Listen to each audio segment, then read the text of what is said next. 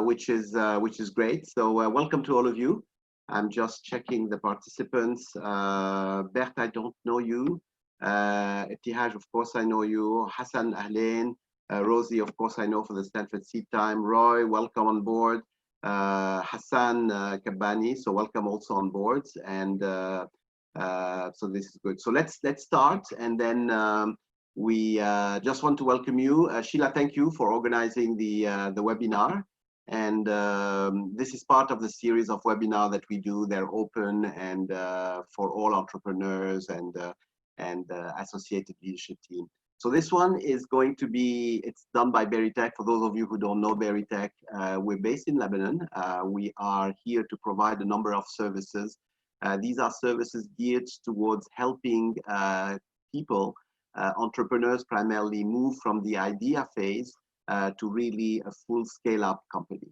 And this starts with incubation, it starts with ideathons, hackathons.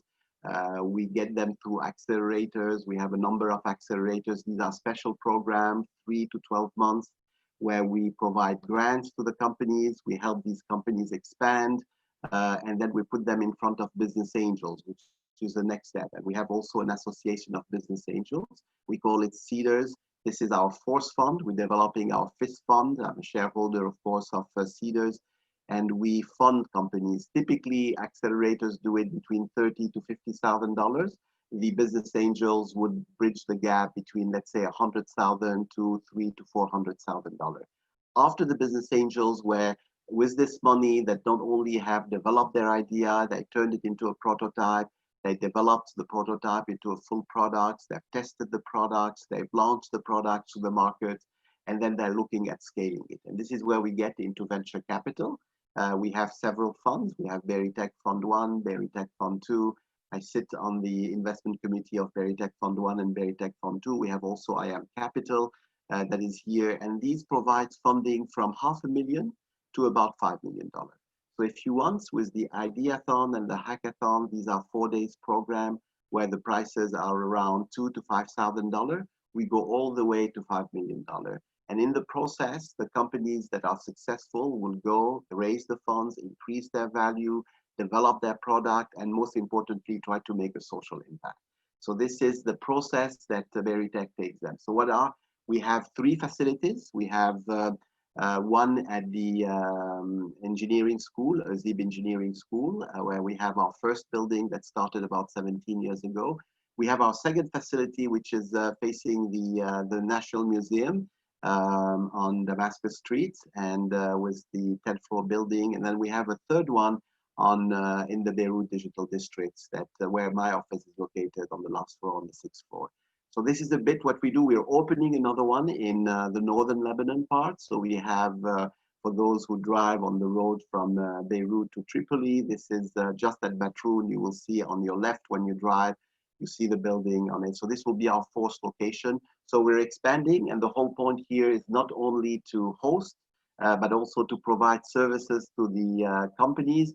These are companies that could be startups where they share desks or offices, to full-fledged companies that could have a floor or 2 floors in the different buildings, and they went through the different phases.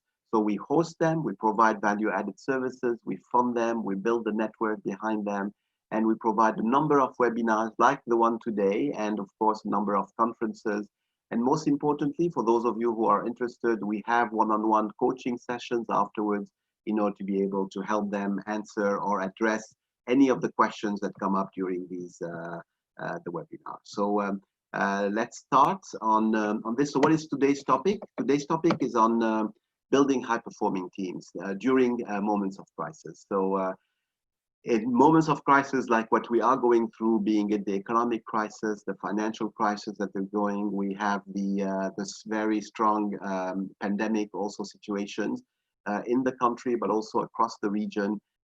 Teams are questioning. There is a lot of fear, there is a lot of uncertainty, there is a lot of doubt. I talked to a number of people who are concerned. You know, should we continue? Do I want to bring up my family here? Do I want to continue my job here? I'm not sure about the safety anymore. I'm not sure about what's happening with the economy. There might be some big social unrest. So all this is creating fear, uncertainty, and doubt And it's become very difficult for a leader to be able to get the team, build the team, if it's a new team, or make sure that the team is maintained and is motivated. So we go through the process. I'll share with you a few frameworks. Some of these frameworks is to help you assess yourself as a leader, where you are, feel free to use these different frameworks for yourselves, for your team. If you have questions, come back to me. All the slides will be ready. They will be available. Sheila is writing her name. Sheila is working with me. She is coordinating these different value-added services that we're providing as Berytech. And she'll be happy to, if you send her an email, to send you a copy of the presentation. And you also will have the link to the webinar for those who wants to listen to it.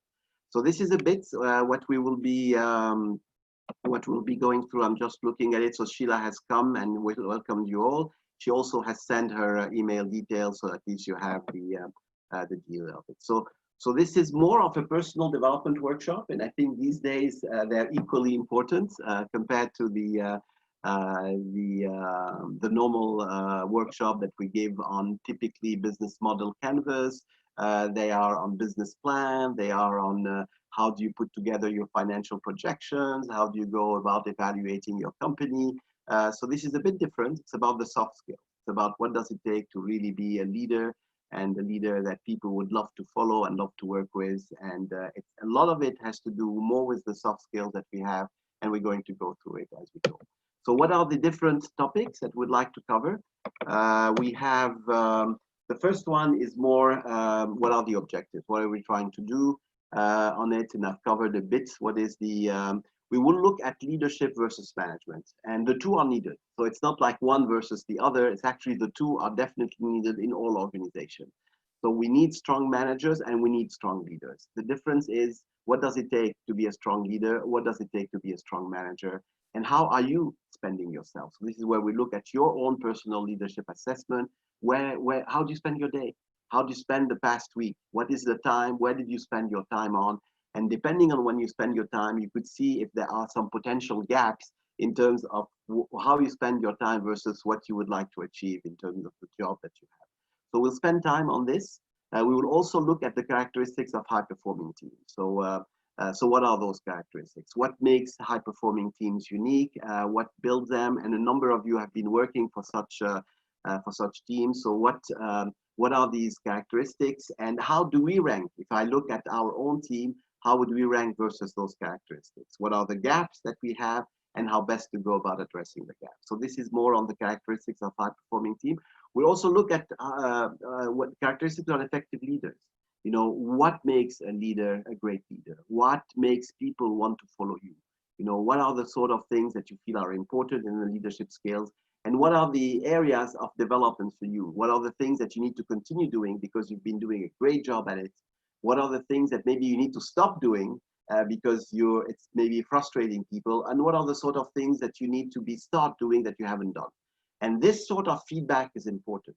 It's important that you receive it not only from the people that you work with, not only from your manager, because the manager is really, or whoever is your leader on it, but it's important to get it across the people that you work with. So this will give you a few elements that might have a common theme. So this is on the characteristics of effective leader. I will then ask two leaders. One is the general manager for Berytech, so with whom I had the pleasure of working for the past years. So Rami Boujaude will be joining us in about 45 minutes and sharing his perspective of what does it take to be to build a high-performing team. So what are the process that he went through? What were the challenges that he was faced as in building a high-performing team? And what will be the hints that could be shared and hopefully will be of use to you in terms of building and strengthening high-performing team. The second person is Ziad Nasser. Ziad is the Chief Operating Officer of Bsynchro. Bsynchro is one of the leading technology company in Lebanon. They're in the software area. They are in the financial services. Their customers are primarily insurance companies or reinsurance companies, not only in Lebanon, but across the Middle East and Africa region. So they have presence in different countries. Ziad is managing team across different boundaries. What are the challenges that he's facing? What are the things that helped him in terms of ensuring that you really have a strong performing team, and what are other tips that you will have. So you have the two different perspectives from two different general managers, and hopefully this will add. And then we'll wrap up in terms of the key learning from it. So this should not be long. You know, we should finish within the next hour and 20 minutes on it. So this is the what I'm going to do, since we're a small group, and I love small group, never had such a small group in my entire webinars that we have. So what I would like is for people because you're here and you're going to spend the next whatever we have now.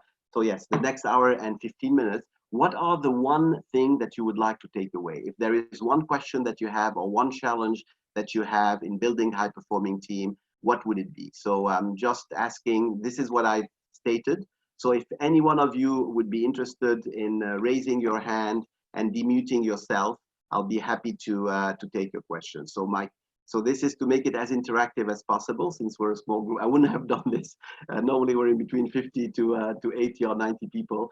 So so what will be the question that will be on your mind, or what would be the elements that you would like me to go through and cover?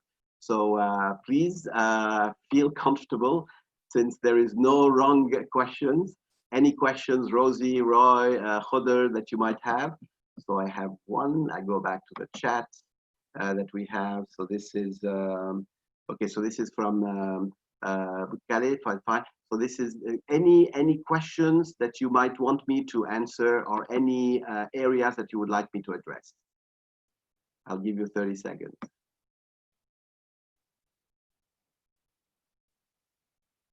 Very quiet group. Very quiet group. Come on. No, this is when you are on a virtual team. Everybody's behind, you know, preparing your coffee, preparing your dinner on it. Okay, I'll continue on this. So but I really wish that you're a bit more interactive. It would be great. So let me continue. So start with a team. What do we define as a team? So this is one definition that came from a great book called The Wisdom of Teams.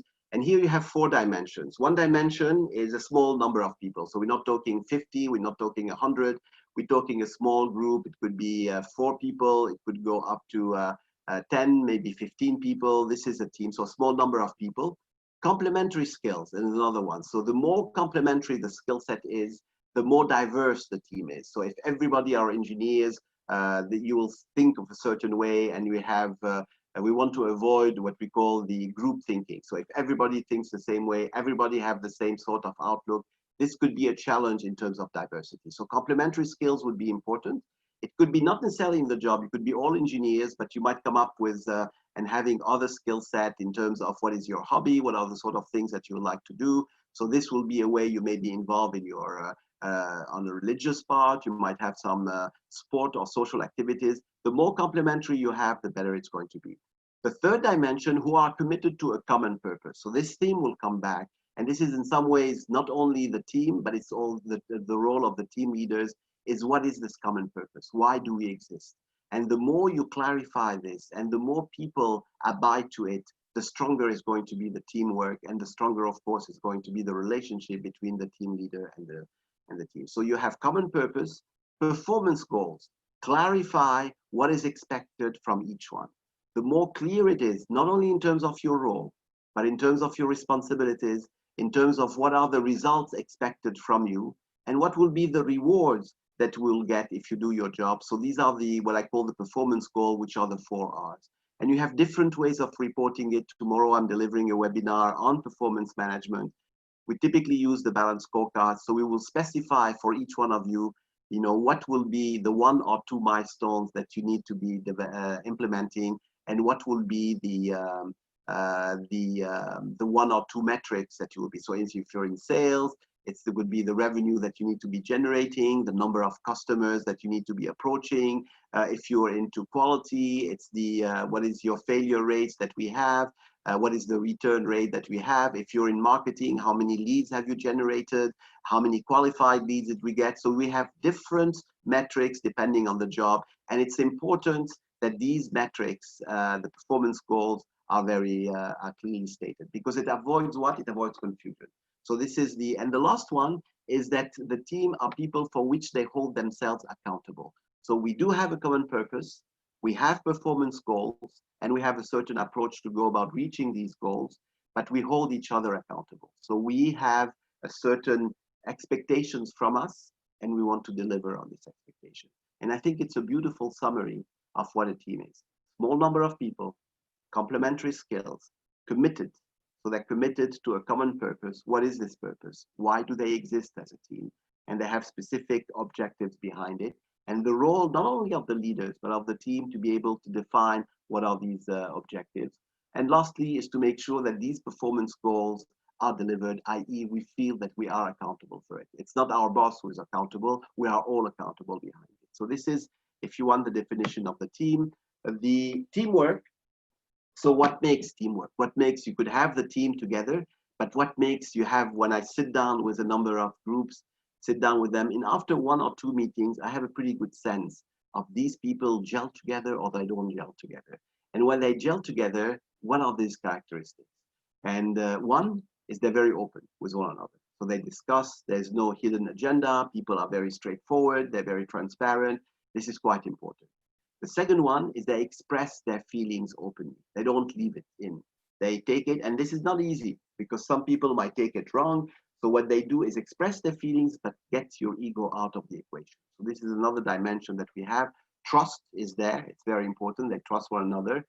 They work together through conflicts. So these are, we have problems. We know we're going to have problems, but we know we have overcome problems in the past and we'll do this in the future. Promote the commitment in one another. So they're here to support each other. And if something happen, I'm here to back you up. And focus on task and team process. So this is what we do. We're here, we have a job, we understand clearly what is expected from us, we understand how we're going to make it happen, and we're going to stick to the process. So this is in some ways, as an introduction, what will be the characteristics, one, definition of a team and definition of teamwork. And I found it that both are fairly good in terms of an introduction. Now, as a first thought, and this is building on these two definitions, every high-performing team believes it exists for a compelling reason. It's like, for those who have attended the previous workshop webinar that I did, is why, what is the meaning? What is the meaning? Why do we exist? So what is a compelling reason? And that the world will be better for what it does, i.e. that this team, by delivering on this compelling reason, is making the world a better place to be. So I take the example of Roy. He's now silent. He worked for a company called Biomass.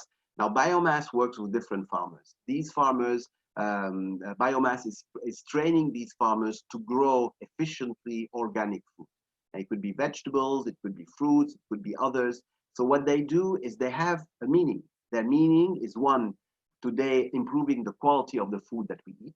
So this is quite important. So there is a meaning in making sure that this is bio, high quality foods that we have, where today we have so much level of fertilizers, and these are not necessarily organic fertilizers, chemical fertilizers that spoil the taste, that spoil also the all the benefits of having this food. So their meaning as Biomass is, we're here not only to provide bio food and to provide it fresh food, but also to help the farmers build their capacity, build the skill set, so that they could increase their production, improve the quality of the food that they have. So they have a social impact towards the end users, myself, when we buy it and we know that this is quality products, bio product that we have, but they're also training the farmers in order to be able to improve their lifestyle, improve their irrigation techniques, improve the way they use fertilizers, and improve the way they also do the water irrigation and others. So this is a compelling reason.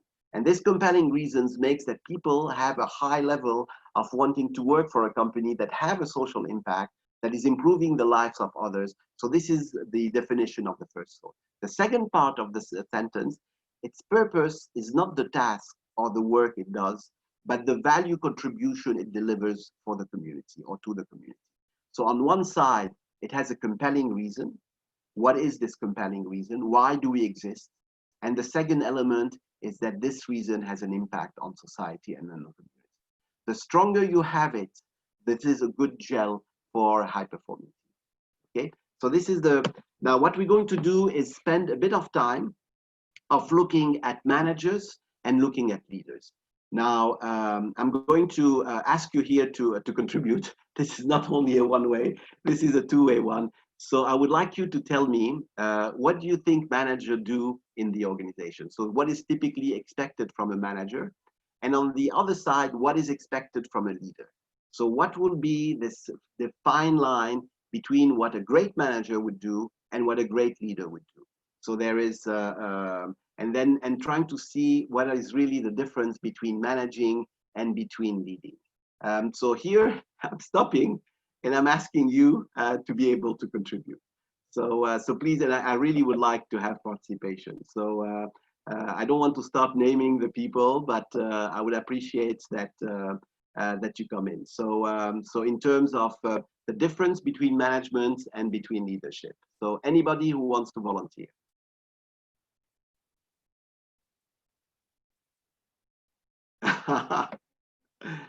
Please raise your hands or unmute yourself. So this will be great. I'm not moving to the other slide before people volunteer. I'm going to make it very clear. Okay, so Serge, great. So hello, everyone. Management operation, absolutely. So you have operations. It's the day-to-day business. Thank you, Serge. The leader is about inspiration, about motivation. It's about, this is true. So this is one definition. Thank you. So on the management side, you're here to focus day-to-day, to focus on the operation, make sure that you're doing it in an efficient way. The leader is here to inspire, to show the direction. This is where we're heading. This is why you're a great team. And this is what I make sure that you have all the right skill set and the tools to, this is great. Any other feedback besides Serge? Thank you, Serge. Any other feedback? If you don't feel like talking, you could write it in the chat box like Serge has done. Any other feedback that you have? Rosie, Roy, Khodr, Hassan. Look, if you, this is a two-way street, you know, if you're here just to take notes, it's, so I encourage you, come on.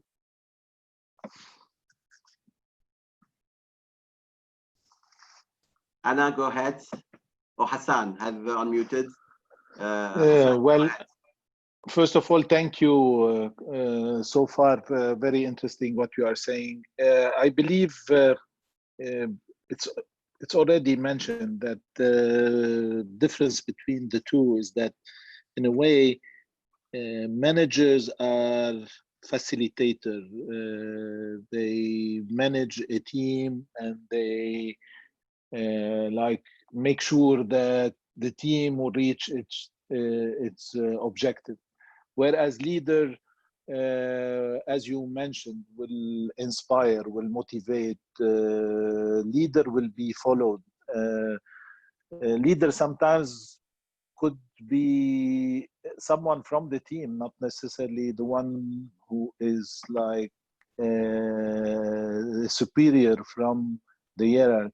So a leader is a character as well. I would say leadership is related to inspiration and motivation.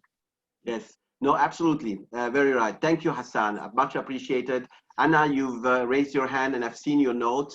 So it's not Anna, it's Hélène. So it's Hélène. Hello, Hélène.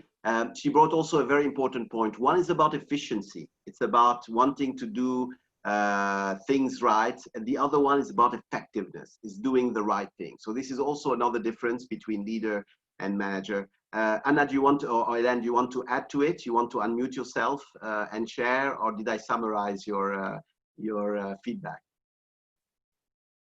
So she is muted, so we answer. Okay, so we have efficient leader. Hello, sure. Thanks. Okay, very good. Yes, Hélène. Thank you. Thank you. It's okay. If I have anything else, I'll add it. Thank you. Thank you. Okay, very good. So let's continue. So this is in terms of you, in some ways you've summarized. On one side, management is really about planning. It's about budgeting. It's about organizing. It's about staffing, hiring the right people. You put together your plan. You have a budget for your plan. You're also here to control, to make sure that you're delivering on your plan, you're delivering on your budget, and if you're not delivering, why you're not delivering, what should be the corrective action, and you're here to resolve the problem. So it's really about day-to-day. It's about operation, like Serge has mentioned. It's produce predictability, order, consistency. So on one side, we have efficiency or do things right. So this is one way. On the leadership side, it's really about setting the direction. This is where we're going. This is how we're going to get there. This is what is your role in this journey. So it's about establishing the lead, aligning the people, making sure that people are aligned, they understand their role, they understand their responsibilities, they have the right tools with them to be able to do the job, and then motivating them. Motivating, inspiring, great job. This is what we do, having the review session, providing the feedback. So on one side, you have efficiency. On the other side, you have effectiveness. On one side, you have do the things right. On the other side, do the right thing. So what is the right thing for the organization? What is the right direction for the organization? So this is a bit, and both are needed. You don't want to have too many managers and you don't want to have too many leaders. You need to have the balance between the two, because you need to have people who show the direction, and you need to have people that make sure that we are reaching to whatever is this the goal post is. So this is one way, and I found it's a very simple way to. Now, another way of looking at it is making sure that we have, so on one side you have leadership, on the other side you have management. So if you're in a situation where your leadership, i.e. the vision is not correct, the people are not. Oops, somebody needs to mute their phone, their line. So who is it? So we have, no, they're all muted now. Okay, very good. So this is one way of looking at it. So you look at, on one side, if for instance, you have poor leadership, weak leadership, and you have weak management, you basically, it's a quick death. So you're out of control. On the other side, if you have strong leadership, so people who have strong vision, but the ability to implement is weak, so you have weak management, you are in a survival mode. You're under control, you have the right focus, but you are not enabled to execute. So this is an issue in terms of your ability to execute. The direction might be clear, the way to get there might be clear, but your ability to deliver on the way is, so this is also, and you are surviving on it. On the other side, if you have strong managers that are excellent in terms of controlling, they're perfecting the how, this is great, but at the same time, very poor leadership or weak leadership, you're in a situation where you would die slowly. If there is no clear direction of what you want to go. And what we're aiming at, and what I said, is to make sure that we have a strength in both, in terms of the vision and in terms of the where are we going and how do we get there in terms of the execution capacity. And your role in some ways is to do both. And this is where we come up to the definition that what you have is in terms of when you thrive, of course, when you have strong leaders and strong managers.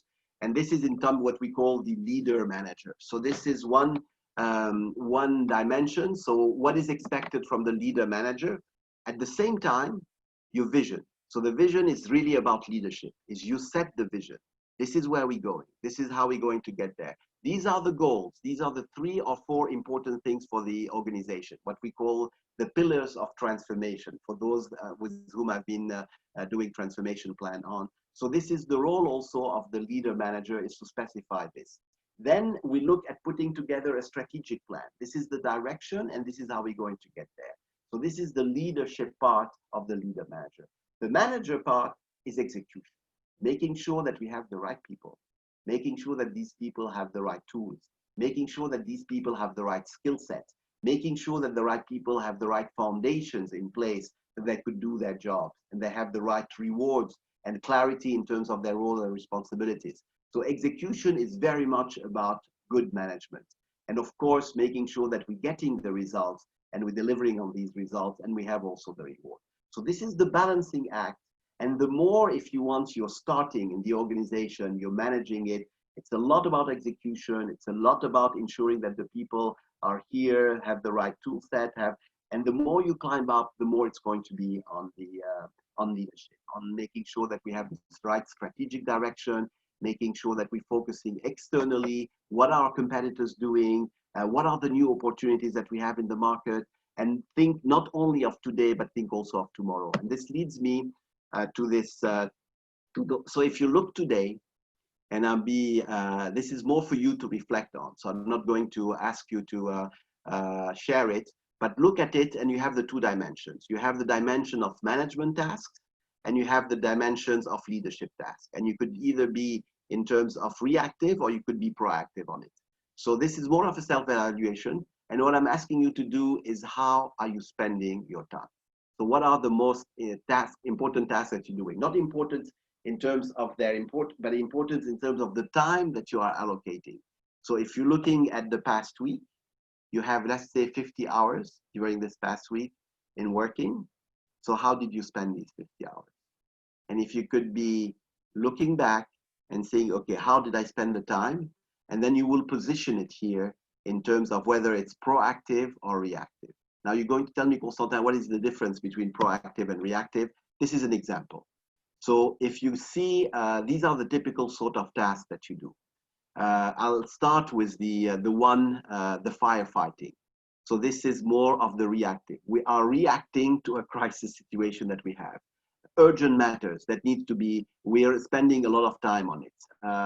Providing feedback. So this is more on the lower quartile in terms of reactiveness for both management or for leadership. On the other side, it's more about the strategic thinking. It's about the coaching. It's about the planning. This is what you do. So trying to see, and you will be surprised to see that most of our time are spent probably in either firefighting or doing urgent matters or being able to handle crises that we have, especially during these moments. And we have very little time to be able to think ahead, to think strategically, to think externally. So this is, and as a leader, if you are always focusing on today and focusing internally or focusing on resolving problems, as a leader, you are not doing the job that you're supposed to do, especially in moments of crisis. So this is one way to look at it. I encouraging you to spend and put yourself where you spend your time and see how best you could do in order to free up yourself. Another way of looking at it is keeping it even more simple. Is you could handle either internal issues or external issues. So as a manager or as a leader, what percentage of your time are you spending on internal issues versus external perspective? External perspective, what are our customers' demand? How did they change their demand? What is competition doing? So this is external matters. Internal matters is about us, the team, the organization, what is working, what is not working. So what percentage internal, what percentage external? And not only about your time, look at your meetings.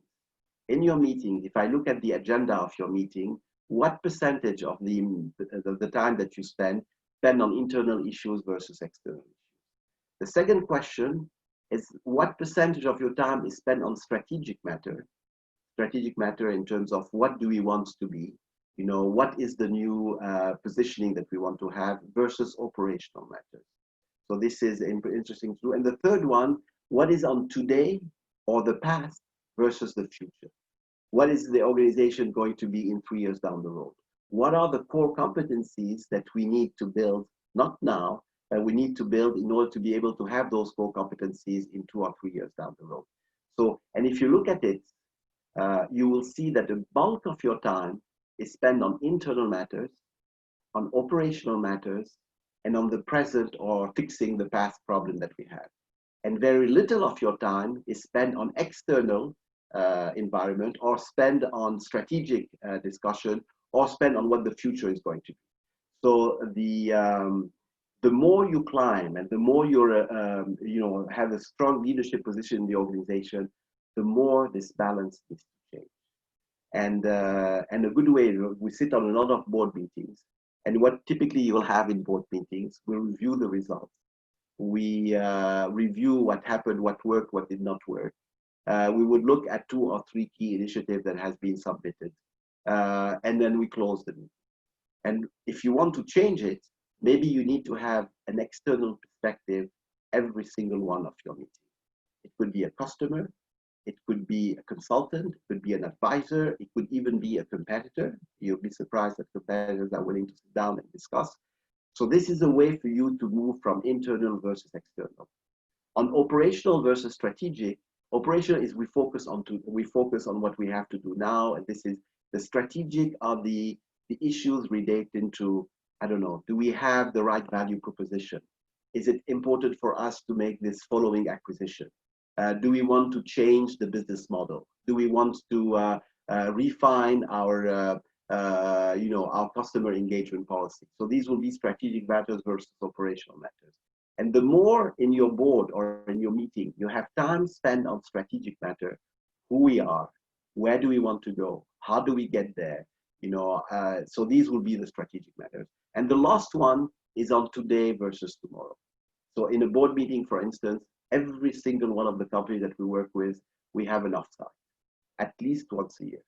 And this offsite is not to speak about today or about the quarter or what happened last quarter and what would happen next quarter.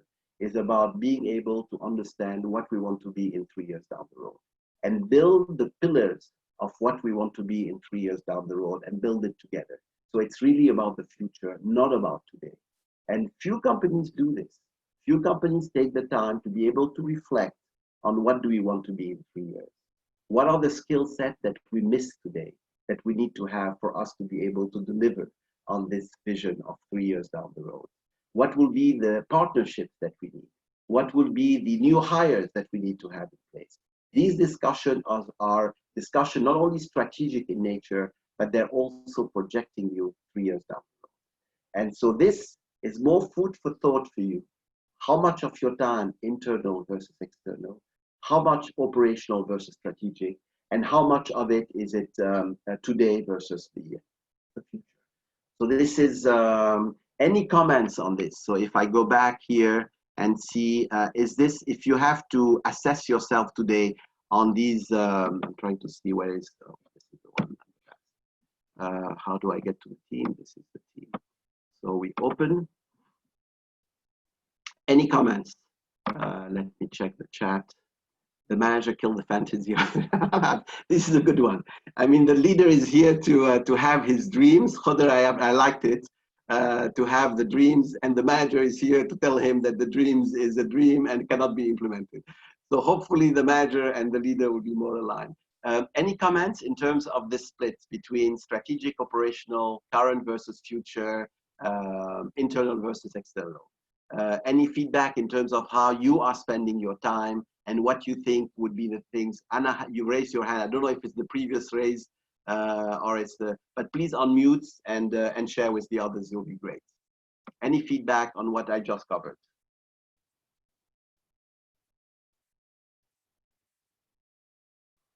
No feedback. Wow. So can a person perform as manager or leader depending on the structure? Okay, now the structure, Anna, is or Elen, is quite important. So we have, because you have depending. So for instance, when you are in a startup mode, and a number of the companies that we deal with are startup mode, where you might have this, you have the role you need to perform as a manager, but at the same time, you need to perform as a leader because you are responsible of stating to potential investors where do you exist, where do you want to go, and we help actually all the startups to phrase this the business plan and to project over 3 years. So they have a role which is the role of the leader, and this is a very important role because they need to paint the future and they need to sell the future to future employees and they need to sell the future to potential investors. So in some ways, all of them, even though they might be 22 or 25 or 30, we push them to put the hat of the leader on. But at the same time, we sit down with them and we define every 2 weeks key objectives, key performance measures, and we sit down and we review with them.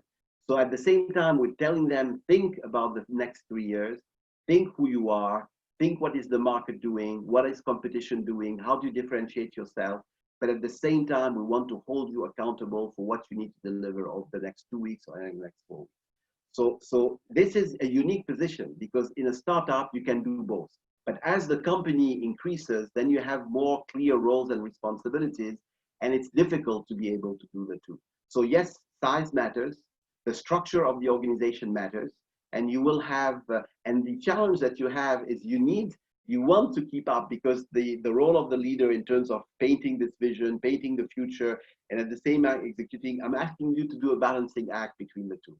So yes, it does matter. Roy, how to plan strategically given the current circumstances? Okay, so here there is a big, there is a lot of issues because of the crisis. It's things like pricing. How do we go about pricing? How do we go about, the cost structure to our people? We have a revenue drop, we need to adopt it. So there is a lot of tactical issues that needs to be addressed.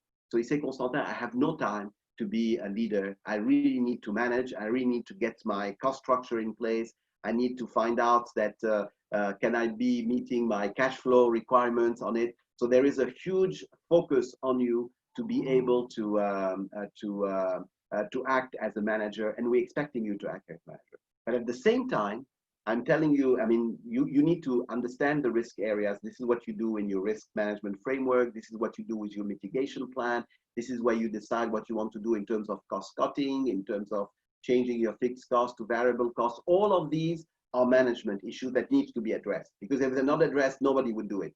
And you're the CFO, you need to make sure that you're delivering on this. But at the same time, your role as a CFO is to sit down with the CEO and to say, look, we are in this situation. What could be the 2 or 3 areas that could help provide growth? Maybe not now, not in 3 months, but next year. So define, maybe today we are in this field, maybe I'm using examples of it. We are in the fruit and vegetable for biomass. Why don't we get into honey? Or why don't we get into other types of product that could complement the mune, that could complement the product that we have today? So I'm asking you to do, yes, you need to do your short term. Yes, you need to handle all the crisis management issues, and you have to do it. But at the same time, you need to keep your eyes on what do you want to be. Maybe we need to change our model.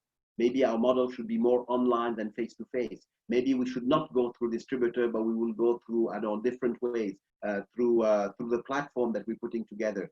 So you need to think as a leader in terms of the changes in your organization model, in terms of the growth opportunities that you have, in terms of the potential partnership, not only in the country, but also outside. And at the same time, you need to face the cost issues that you have, your cash flow constraint that you have, the negotiating with the banks to extend the credit terms. So this is this balancing act.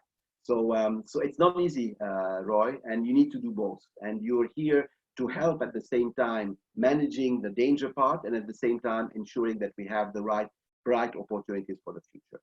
Okay, Serge, in times of crisis, the leader becomes a manager. No, yes, it does. This is what I've just said to Roy. So it does become, so you have to, you're forced to. You need to handle it. You need to make sure that your cash flow is in control. You need to know, but at the same time, you need to know what your cash flow forecast is and how can you improve it.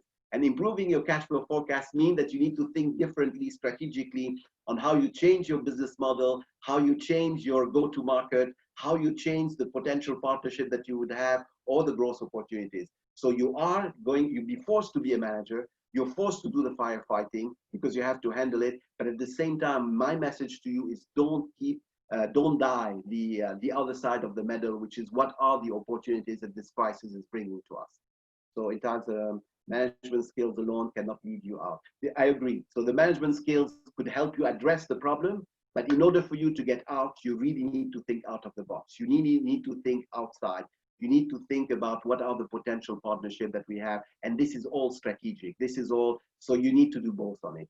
If we consider that the leader was first a manager before he becomes a leader, okay, you're right. So you start normally because you have to learn. You have to learn the ropes. You have not even as a manager, you're here as an engineer. In your case, you could be an architect. You learn the ropes, then you move to a manager, you manage a number of people. Then hopefully the organization grow and you have the role to be a leader in this organization. So it's an evolution process. And as you evolve, as you will see the shift from internal to external, from the operational to strategic, and from the now to the future is going to come up.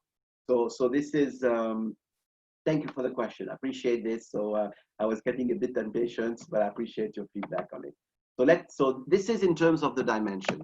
Now, what I would like to do, let me check the time because I know that, Rami, are you on? Or Ziad, is one of you on? Let me check the participants. See whether we have one of them on. Sheila, if ever you see Rami on the call or Ziad on the call, please let me know so that we could help them intervene. Okay, good. So we're going to have a perspective from others that we get. Okay, so this is the other way that we look at. So, and you've seen, some of you have seen this, is we go through phases. We are in a crisis. The crisis is terrible in the country. It's terrible in the region. It's terrible across the world. So we go through these 4 phases that I've shared with you. the phase of frustration, the phase of acceptance, the phase of alignment, and the phase of commitment.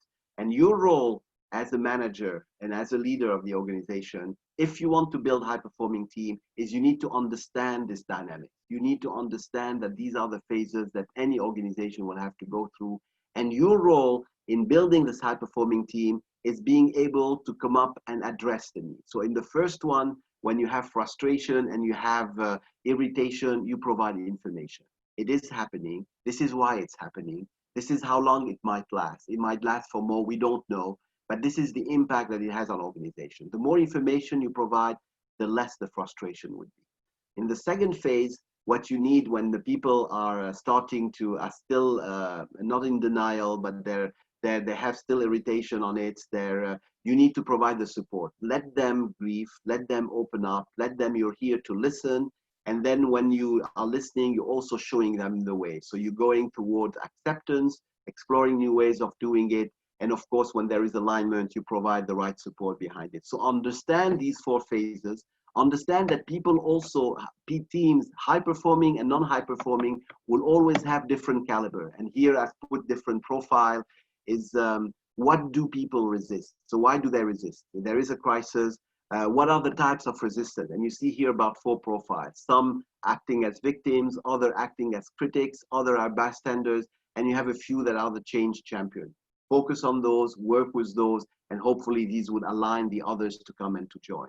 So it's your role as a leader. If you want to build high-performing team, understand the profile of your people and where do they fit in and how best to go about ensuring that they're aligned. Because if they're not aligned, you're going to have a tough time moving forward with them.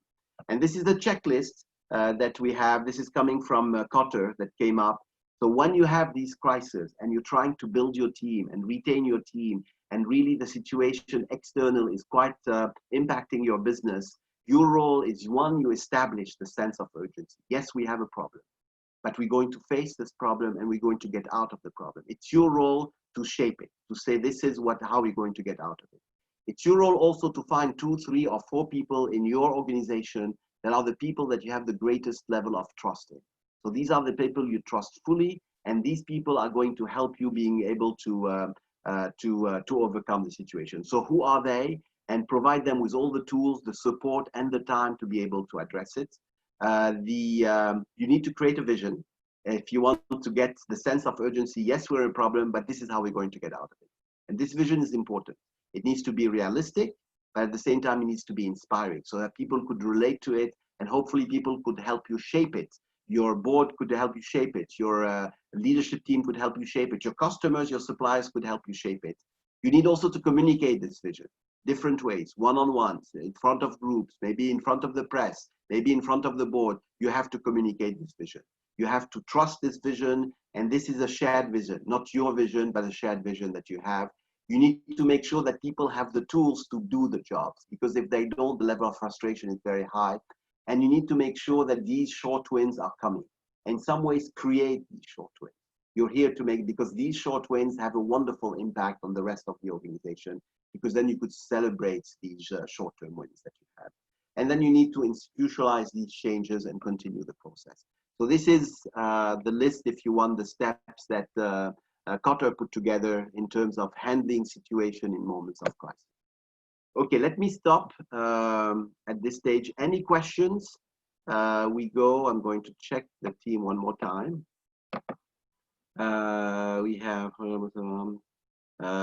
We have, okay, any questions so far? Are we all fine? Any feedback? Just making sure you know we don't see the presentation.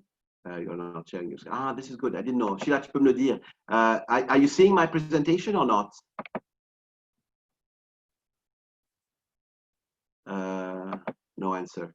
I need, so is there, or not yet? No, we cannot. No slides. Okay, very good. So I'll do it. So there is something wrong.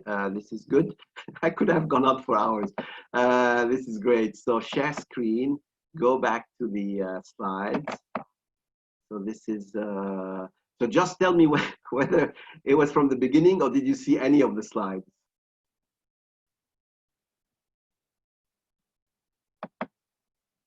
Sheila, do we see it now?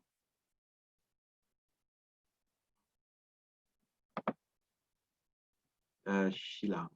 Stop.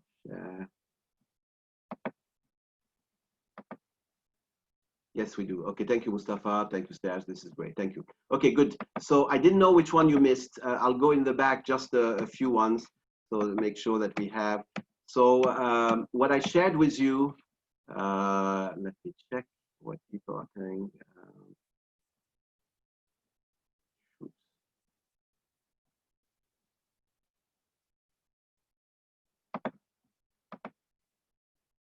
Okay, last one was manager leader. Okay, good. So I missed quite a few. Very good. Thank you. Okay, so what we let me go with the so the one that we have with the leader and the manager. This is what we have. The one that I shared with you is this. This is the one with leadership and management. And you really could have weak and strong, as I mentioned, in one dimension on the leadership and on the management. And you really need to have both. You need to have strong leadership and strong management. If you don't, you either have no vision, which is terrible for an organization. You are a bit in the blind. Or if you have no vision in terms of no leadership, or you have no ability to execute. So it's either survival mode or die slowly dependent. So put yourself there. Where are you? Where is your organization? This is the different dimension that I shared with you from vision to strategic goal. And this is where you have a balance between you need to be at the same time your leader, because you need to paint the future. You need to put together your strategic plan. You need to make sure that you are reviewing your progress, but at the same time, you need to execute on it. At the same time, you need to make sure that you reach your results. So this is the definition of the effective leader manager. And rank yourself. Where do you stand? Where are your strong points? And what can you do in order to develop the development areas that you have? So this is the other one, what I shared with you on leadership on one side, management on the other, proactive versus reactive. How are you spending your time? And this is the way where you spend your time. So this could be, and we look, and we're going to be honest about ourselves, especially during moments of crisis, we're much more in the firefighting mode, we're much more in the urgent matters, we're much more in trying to make sure that we resolve whatever escalations are coming up. And we have very little time spent on strategic thinking, on planning, on coaching, on developing people. It's much more giving orders, do this, do that, do this. So you have, and this is where you need to still come and find the balance between the two. So then I have, these are the other three dimensions in terms of the internal versus external, the strategic versus operational, the current versus the future. Always keep the balance, always keep this balance in mind, and see in your meetings, in the way you spend your time, how can I change my meeting schedule, or how can I change the meeting content, or how can I change how I spend my time so I get a better balance behind it. Okay, so this is where we have. So what are the high-performing teams? So I've mentioned here they have to go through changes. These changes are causing changes in the culture, changing in the organization. These changes go through 4 different phases. Your role as a leader is 1, be aware of these phases. 2, you have different hats and different skill set depending what is the phase that your organization in. It could be either information, it could be providing support, it's about listening, it's about relating to the people, it's about showing empathy, but at the same time, it's showing the direction. This is where we're heading, so that they could get their act together and start moving in the right direction. And finally, it's about involvement, it's about encouragement, it's about pushing them to deliver. Now, while you do this, people would react differently. You need to be aware of these 4 different dimensions and need to be able to handle these dimensions. Focus on the navigator. The bystander would follow up. If the critic is not following up, address the critic behind, and either the critic is on board or is not on board. And if it's on board, it's fine. And then the victim will change and come up. So understand in your team, who are these people? How do they map on these, and how best to go and addressing them to make sure that they're aligned, because you have no time to lose.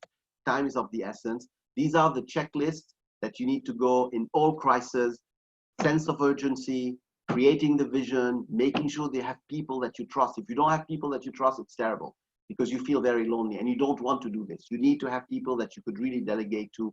You need to communicate this vision, on and on, clarity, transparency, consistency, one-on-one, multiple people, to the press, to others, to shareholders, to do it. Then you need to make sure that you have these short-term wins. If they don't come, create them, making sure that people are aware of them, and then celebrate success, because this builds motivation, especially in hard moments like we go today. Okay, so what are the stages? I'm just checking if Constantin. Oui. Sorry, I don't want to cut you off. Salameh is on if ever you want to. Okay, very good. So if Rami is on, this is great. Rami, I'll let you unmute. We have, so Rami, I introduced you, Rami, already. Rami is the GM for Berytech. Berytech is expanding, so he's hiring back left and center. We have different programs because of what the crisis is bringing and the need to provide these services. So his challenge has to started with a small team, and this team has expanded. We even now have coalitions with partners outside the country, in Africa, in the Middle East. So I've asked Rami to come and to share his learning from building a high-performing team and what will be the tips that he has to you in this process. Rami, if you could unmute yourself, thank you for making it. Thank you, Constantin. Thank you so much. Well, it's a pleasure to be here. It's a pleasure to be here. So what Constantin has asked me to share with you is a bit of what makes a strong team. How can we really lead a team that can make a transformation? And I would say it all starts with recruiting the right team. So when you're recruiting, make sure that you have a clear vision on what the person what is this role? Why is it important for their organization, and how does it fit within the full spectrum of the teams you have?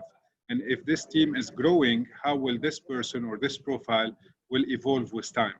And I'm sure with all of you, when you start with a small team and scale, you want to see people who could diverse and grow with you along the way. So the first one is really selecting the right people for the right profile and ensuring that when you recruit those people, they really fit the culture, they really fit the objective of the organization, and they are people who could really drive the organization forward. Once you recruit those people, another very important component is onboarding and induction. And I think this is an area that we tend to sometimes forget its importance, and people do not blend in well because there's so many dynamic activities happening around you. So these people will feel alienated, will feel that they haven't been given enough time to integrate with the organization. They end up blending maybe with 1, 2, 3 co-workers and do not see the full picture of the organization.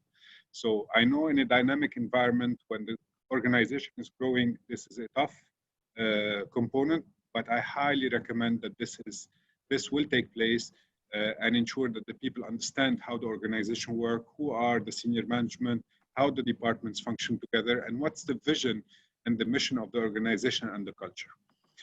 The third component is ensuring that people do not step on each other's toes, and that happens top down by ensuring that we have a clear direction for the organization. Every job has clear KPIs and KSIs.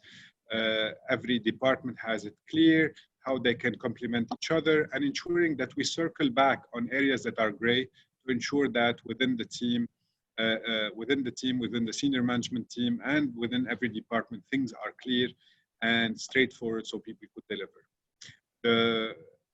Another area that's also very, very important is to ensuring that we create a clear communication within the organization. I think Constantin have highlighted this in the few minutes, and it's always a discussion we have together. Communicate. And I think communication is very important along the organization. And I will tell you, when we started, when I joined Berytech, we were about 13 employees. Now we're about 55. And it becomes more challenging the more your organization grows. People take, and I'm sure you probably have joined things like that. You see that sometimes gossip circulate around. There are groups that circulate gossips. There are people who feel victims, like the previous slides that was showed by Constantin, especially in a dynamic and growing environment. So it's very important that the communication is clear, that the communication between the senior manager and their direct reports are transparent, the head of the organization and his senior manager are clear, and we circle back, and the doors should be open in terms of communicating. So this is very important, and an open door policy does help a lot in including that trust level within the organization. 2 more points are important. One is reminding people about the culture. So the culture is very important within the organization to grow, and putting the effort to create extra, what we call at school extracurricular, but maybe more bonds between the different players. So a Christmas gathering, a summer gathering, a picnic, a drink after hours, getting people to feel that they are part of a larger family, that they care about each other. Maybe some discussions about knowing what's the inside circle of those people, the close family, especially if you're direct report, understanding if they're passing through difficult times and feeling some empathy with them would definitely ensure that you have a stronger bond with your team and you can grow them. So create that bond, work with them, ensuring that they are there. And you have, if you have bad apples in the team, get rid of them. I think that's also another important thing in the organization. In Lebanon, we tend to keep people within the organization, not for the sake of not taking them out. I think if you have bad apples in the team that are, causing trouble within the team, it's better to take them out of the basket. So with that, I end my input, Constantin. I hope it is clear for the team. And I wish you good luck with Constantin. Always great to be with you, Constantin, and the learning you're giving. Thank you so much. Thank you, Rami. It was a small team this time, but it's hopefully very interactive on it. Rami, let me ask you a question. Because there is one of the sacred cow in a number of organizations, but maybe this is changing because of the crisis, is letting go of people that you feel are not putting their weight off. So any tips on how to do it best and efficiently behind it? Because some organizations have a no-fire policy, or what is your perspective on it? Well, there is no secret sauce for it, but I think it's important to ensure that you're doing the best for the organization, and you're keeping the most performing team members that could help you restructure and grow the team. I would say that if you have to let go people, start by getting the people that are affecting the business environment quickly, ensuring that the people that are low performing and negatively impacting the rest of the team are out. That's your first quadrant that needs to be out, because they will push the organization down. So you don't want those that are putting a lot of negative energy within the organization. If the things are more difficult, maybe we need to go with the people who are performing but negatively impacting the rest, if we can survive with that. And I think if we reach to a third quadrant, which is a performing team, because we cannot survive, then it becomes a really critical, because if we can keep the at that point, it's about looking at business models, looking at transformation, looking at efficiencies and so on. So I would ditch the no fire policy in any organization, because this will not get the organization where it needs to be in a crisis mode. Very good. Thank you, Rami. Rami, last point, just to end on a good note too. I know that you have been hiring a lot. Can you share a bit the sort of profile that you're looking, not only in terms of recent hires, but also in terms of future hires on it? So can you share this? You're looking at the type of job or the profile? The types of jobs. So just to give the audience a feel of what would be the sort of position that we'd be looking for. Not the profile of the people, the type of job. Is it? I don't know. Is it? Yes. So we're looking to hire business analysts. We're looking to hire a CTO for our accelerator. We're looking to hire an agriculture specialist who can help some of the recruits we have. We're looking for program manager to support some of the EU related programs. We're looking at an expert in program management with a USAID program focused on procurement and management of programs within that program. We're looking at it's quite diverse. So a lot of the profiles that we're looking for are university graduates with a lot of impact, financial people that could work on investment management and so on. So definitely a lot of exciting opportunities within this current situation. Very good. Rami, thank you so much. I'm going to end by describing a bit how you build high-performing team. Rami invited us. We were about 15 of us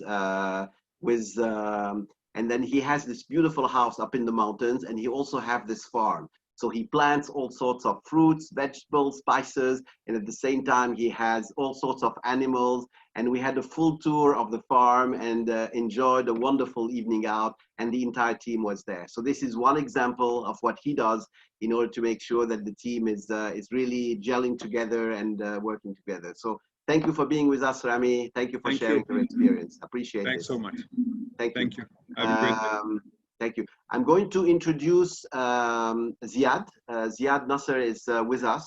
Ziad is the Chief Operating Officer of BSynchro. BSynchro is one of the company which is part of the Berytech family, because we have funded BSynchro into 2 equity rounds. Ziad has been very much involved in not only managing these equity rounds, but also organizing the team. And most recently, because of the situation that we face with COVID, is being able to help restructure the team and ensure that there's maintaining the same level of focus and at the same time the same level of motivation behind it. So Ziad, if you could unmute yourself and share with us a bit the first, what is BSynchro, what you do, and what were the recent challenges that you were faced with in continuing to build a high-performing team. Thank you. Hello, everyone. So BSynchro is a software development company. We focus on digitizing the insurance sector, insurance companies. And I was hired by BSynchro 3 years ago. The problem that we had is not only building high-performance team, but also reaching profitability. We had a lot of very good employees, but the problem was, and our obsession was, to reach profitability. So what did we do? First, I'm going to talk about building high-performance team and then setting them objectives, because it's very important also to set the objective and then to measure the performance of the teams. So in terms of building high-performance teams, first we have the interview and the recruitment. For every new hire, we have a first interview with the HR to validate the personal aspect of the candidate and his fit to the culture of the company. Then a second interview with the head of department to see if he fits with the team, and a third interview with the CTO to validate the technical knowledge of the candidate. And then we try to induct them by creating what we call the happy environment. What's a happy environment? First, we present them a handbook, including the main practical information to have, such as where to eat, the attendance time, the activities, the culture, the celebrations that we have, all the small practical informations for a new hired personnel.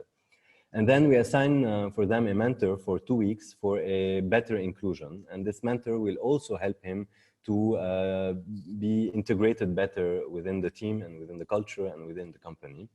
We also recruited a life coach to work on their personal awareness, to increase the motivation of our personnel and to resolve internal conflicts, because sometimes the management is not aware of internal conflicts, and this decreases a lot the motivation and the performance of the team. And we regularly invite speakers to inspire the employees. For example, we hired the regional manager of Nestle recently, who talked about his career path, and employees were able to ask him a lot of questions. Then, because of the COVID, we thought about introducing something called the open office working environment.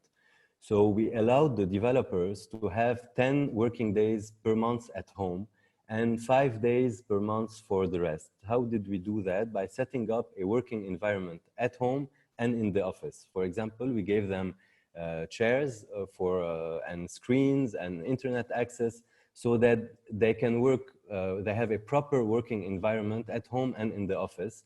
And we allow them, for developers, to work from home half of the month, because we realized, because of this COVID thing, that the performance was quite interesting.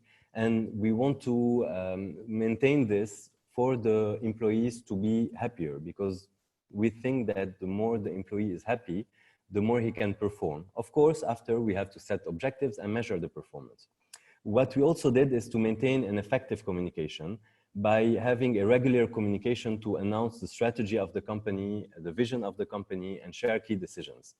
We perform an employee satisfaction survey once per year, and of course, it's anonymous, and we communicate the result. We have weekly meetings with the team leaders. We open room for innovation by organizing regular polls to have opinion on employee on matters such as renaming the company, the name of our products, changing the websites, and we try to engage them on major decisions that we have. So this is on building high performance team. Now we need to set them objectives. The interesting part is not only for them to be happy, but to reach the objective. So we conduct a performance appraisal every 6 months, and we follow them and we follow their performance on a bi-yearly basis. We use also the OKR performance appraisal methodology with defined objective for all the employees, and we link the personal objective of the employees to the objective of the company and to the vision of the company. We also do something called rotating teams, so that when a team works on one customer, he gets bored with time. So we try to rotate the personnel so that he has wider exposure to the technology and to the customer, so that he's not performing very repetitive tasks. So that's for setting the objective. Now we have to measure the performance of the team. The first thing that we did is using a metrics to measure the team's performance using internal tools such as Microsoft Power BI to measure the profitability of the team, by customer. We have a very detailed view on all the profitability of the meetings, of the customers, of the teams, of the employee, and we're able to see if an employee is profitable or not. I know this is a bit, it's not very nice to say, but at the end of the day, we need to be profitable. That's the main objective, while having happy employees.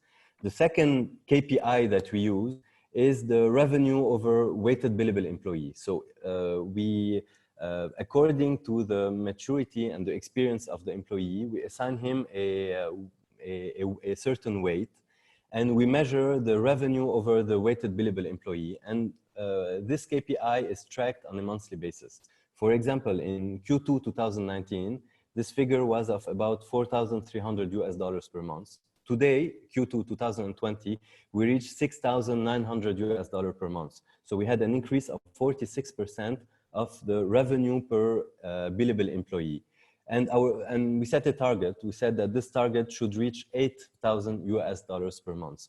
So we have some strict KPI. We have internal tools to measure the profitability while trying to keep our employees happy. In few words, this is how we do it. And I think it worked for now. So that's it. Yeah, this is great. A lot of good advices and good tips. Ziad, maybe one question before we let you go is the crisis have been pretty hard, and a number of organizations has to restructure. You are managing cross-country. You're not only in one country, you have a presence.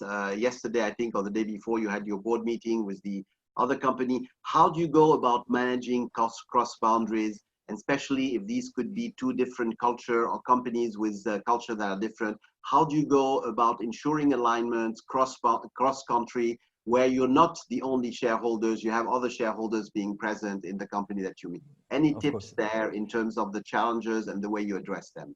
Yes, it's not very easy because we have a company in Lebanon and we have a company in Bahrain, and we operate in, we have customers in 25 countries. It's not always very easy, especially that our employees in Bahrain comes from, I think, 17 different nationalities. They are not only Bahraini, but they come from a lot of countries.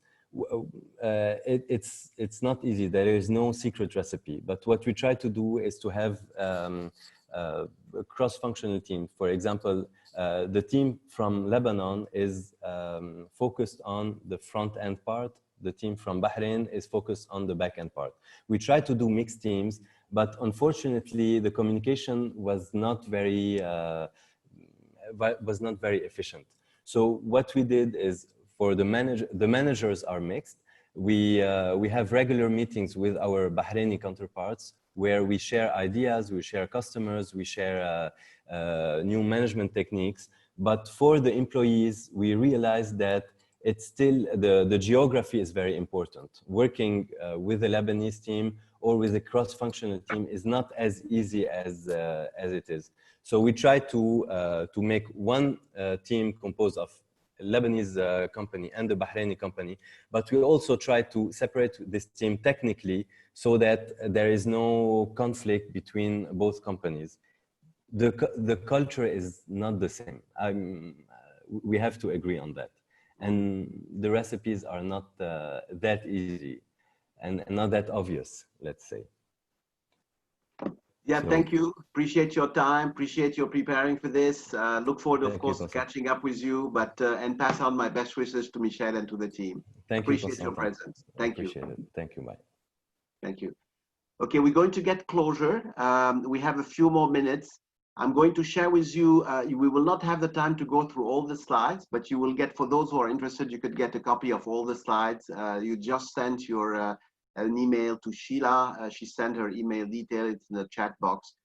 So this one here, just share with me. Anybody, can anybody feel, do you read the slides? I've changed the slides, so can you see the slide? I don't want to repeat the same as last time. So do we see the slides? Chat box. Can you see the slides or not? Just if somebody could, yes, okay, very good, thank you. Appreciate the feedback. Okay, okay, so what we do is you have 4 phases. Remember the 4 phases we went, you had the forming phase. This is the one we have before. You have, these are typically the 4 phases that teams go through. Either new teams or teams who have been assigned to a new project, they form, they storm. This is where people might not agree with each other. They perform and they norm. And norm means they have it and they understand why it works. And for each one of these stages, you have different characteristics. In the forming, the team feels a bit anxious, ambivalence. They don't know why they're here. Is this the right team for them? And the leader has a very important role. Provide the framework, clarify the goals, the plans, the roles of the responsibilities, like Ziad has shared with you, that also Rami has shared with you, and facilitate the getting to know each other. So really break the walls between the team. On the storming phase, where people start maybe conflicting or disagreements, there is a bit of conflict, there is maybe resistance from the task. Here, the leader's role is to help the people develop a realistic picture of the task. This is make sure that the team has the right skills, the right tools, the right resources to do, encourage the dialogue, and of course, resist solving everyone's problem. You're here to help provide the environments they need to fix the problem in the storming. On the performing side, then there is a change. You have energy, you have pride of their work, and here the role of the leader again is different. It's to keep the team focused on their goal, give ongoing feedback and praises, challenge the team to avoid complacency, and connect the team to external world in order to facilitate whatever task they have to put. So this is the right on the perform, and the norming side, this is where the team is really at full speeding and really focused. So here it's about encouraging the team, remove the obstacle that could be, and then stay out of the team's way because they're doing a great job. So most of the team will go through these 4 phases. This is a bit similar to what I showed you in the past. And through these, they will go through different level of performance. There is a bit of, the slide is not clear. The forming and the storming, the norming and the performing are the forming is when you start, and then you have the storming where it declines, and then you bring up again. And at one point in time, it's really the inflection point. You might want to recreate either a new task, a new project, a new team, and in order to avoid the groupthink, when everybody thinks the same and then you're going in the wrong direction. So this is something to keep in mind. What makes high-performing team? Normally, I would ask you to do it and to come up with what are the characteristics. And these are some of the examples of the characteristics. They're here to set and achieve high targets. Normally, high-performing teams set targets that are aggressive, that it's tough to meet, but they want this toughness. They enjoy this toughness and the challenge. These are people that gain satisfaction. They love the work that they do. They love the company that they work for. They love the leader that they have, and they respect the leader. So this is another characteristic. They cooperate very well. They trust each other. You know, they could back up each other. This is also another characteristic. They're led by trusted managers, people or trusted leaders, people that are here that they could trust, and the person could also, the leader could delegate to them. They're well balanced. You know, remember the diversity? They're well balanced on this, and this provides a more comprehensive outlook to how we look at a problem and find solutions to the problem. High degree of autonomy, we can do it. Even if we don't have it, the right supervisory for a moment or for a period, we could still deliver on it. They learn from the mistakes. To fail is fine, it's human. But learn from it. Learn and try not to repeat the mistakes. So they're all client oriented. Always start with what is the need of the client, what is the need of the customer, how can we address it. They have high problem solving skills, of course, analytical skills, regular review, how can we improve, and lastly, a strong willingness to win, a passion to win. And you sense it, you feel it. When you talk to these teams, you realize it. So one thing that would be interesting is take this list, go back to your teams and have your team assess how you are performing around these 10 axes, you know, from a scale of 1 to 5, and maybe have somebody to facilitate the session. And then one on the area where there are improvements to be made, what can we do in order to be better? So take this as a checklist, evaluate the team yourself, but most importantly, let the team evaluate how the team is doing. And then let the team come up with areas of improvement for each of these areas. So this could be also a very powerful template, and I've used the template with a number of teams. Now there is another way where you could do it. It's more on the you as a leader. Now I don't want to go through this, but you as a leader, we call the 3S. And instead of having speed dating, here it's speed feedback. Is when you have a team, let's say 10 people, it's good once a year, sit down and have each one, including the leader, and we have one-on-one sessions. It's about 5 minutes each. So these 5 minutes, the 3S is what you tell the other person. You need to prepare before then. What is this person doing that is great and they need to sustain doing it? This is the first S, about sustaining doing it. And this is important to note. What are these great assets and characteristics that this person has? What are the things that he needs to start doing? I would love you to give me more feedback on it. So this is the start doing, the second S. And what are the things that he needs to stop doing? And this, you do it for about 5 minutes. The person could ask questions to you so that you can be in a position to reflect. The person will take notes, and then you change role. It's about you who receive the feedback about the 3 S's. And then you move. So you move and you have the feedback coming from 10 different people who work with you, and who are, some might be more open, others are less open, but on a one-on-one basis, it's easier instead of doing it in front of the whole team. So this is something that could be of use for you as a leader, is to do it. And if you need somebody to facilitate, happy to do this. We've done it with a number of organizations on it, but this is a way to be able to gauge how is the team doing, and to gauge you, how are you doing, and what are the sort of things that you need to do differently. And trust me, after you have sat down and received feedback from 10 different people, there is going to be some common denominator that will be coming in. And this is good feedback for you to have. You could either do it face-to-face, or you could do it in a way where people would give you the feedback in writing and it's anonymous. You have either way, depending on the culture of the organization, depending on the willingness of the team to open up. These are good exercises to implement so as to be able to see what are we still missing for us to be a high performing team. Okay, I'm going to end up with this. Now the slides go through a number of other dimensions that you could, and the different steps that you have, and on the leader's essential behavior. I let you go through it. It's a way for you to reflect. Also, I encourage you to use these slides with your team. You know, each one of them will go, so you have some examples of what needs to be done on it. So this is, but at the end of the day, I'll probably close with this one, is at the end of the day, if you ask what is the essence of the great leader and why are people following this leader, it comes out to one word, which is basically trust. Is they trust the person, and they trust because the person is aligning. Is the way he walks, the way he talks, the way the acts that he does are aligned with his thinking, are aligned with the messages.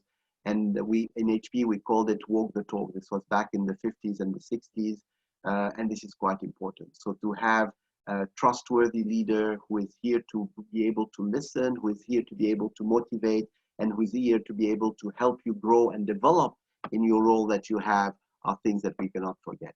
So it was an hour and a half with all of you. If you're interested in the slides, send the email and Sheila would be happy to respond. If you want to have a discussion with me, I'm always available, as you know, and all of you have my contact details. And I wish you a very nice evening. So all the best. Thank you for making it, and a beautiful evening. Thank you.